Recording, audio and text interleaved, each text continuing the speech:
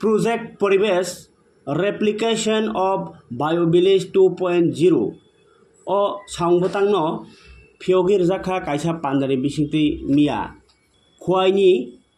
Behalabari Community Hall logo songsajak o salni pandao naroi engei phaimanjak phaika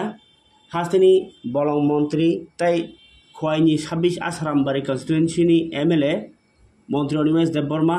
Khwai Zonal ni Chairman Bishu Debbarma tai Basaibari Sub Zonal ni Chairman Tapas Debbarma no khoboi naikhuni juda juda officer rok pandari bisingti khumo buphango tuilumani bisingti chengjakha tai kaisa nolo tai kaisa panda batang khlai songsajakha Project Paribesh এই project পরিবেশের মাধ্যমে CSR এটা হচ্ছে corporate social responsibility অনেক private কোম্পানিদের even government PSU যে সংস্থাগুলো আছে তাদের লাভের একটা অংশ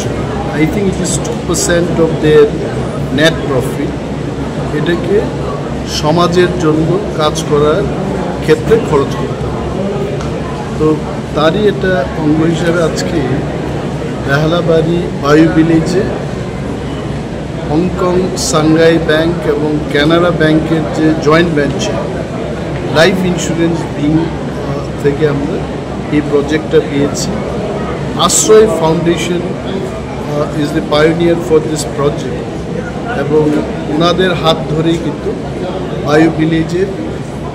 টাকা আমরা এই সংস্থার মাধ্যমে পেয়েছি আমরা বেহালাবাড়িতে আছি আশ্রয় ফাউন্ডেশন থেকে যিনি এসছেন নলিন জোহারি যিনি আছেন এখানে Canara HSBC life insurance company থেকে চিফ পিপল অফিসার কিরণ যাদবজি এখানে আছেন বায়োটেকনোলজি ডাইরেক্টর মহেন্দ্র সিং অঞ্জন সেনগুপ্ত যিনি জয়েন্ট ডাইরেক্টর উনি আছেন এবং আমাদের এই এলাকার যারা সোশ্যাল অ্যাক্টিভিস্ট